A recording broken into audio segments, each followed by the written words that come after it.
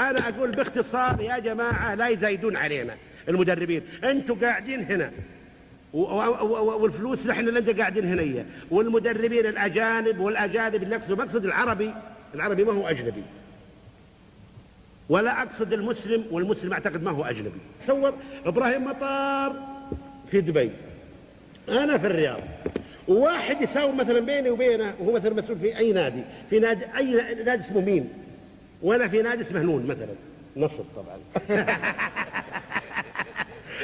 وهذا في البرازيل في نيجيريا ويساوم علينا، أبغى $2000 ب3 و4، ورايح ضحية ابن دبي وابن الرياض، وإحنا كلنا أبناء واحد، أخوان أحبة أصدقاء زملاء، ويساوم علينا. هذا اللي أقصده. أصبحوا ينظرون المدربين كل واحد عنده بير بترول في الخليج.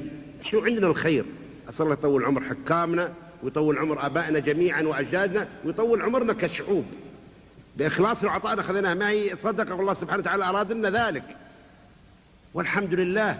ونحن نشكر الله سبحانه وتعالى، لئن شكرتم لأزيدنكم. كانوا آبائنا وأجدادنا كثير منهم يروح ضحية للبحر والأمواج وخلافه من أجل لؤلؤة صغيرة، من أجل أشياء كثير، يضحي ونعيش فقر، ولا حد فكر فينا ولا حد نظر لنا.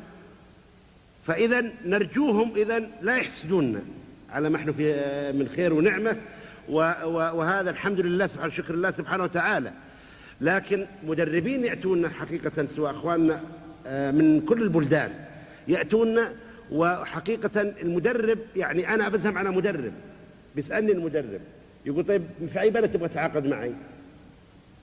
لما أقول له السعودية يطلب مني 8000 $10,000، الكويت 7000 $6000، الأمارات 5000 5500، البحرين 4000 3500، يعني مقنين. قطر 8000 زي السعودية، يعني بالضبط. عمان يمكن 2500 3000، يعني بالضبط كل بلد حاطينها، يعني بالضبط حاطينها بالضبط، يعني كأنها في البورصة الدولية.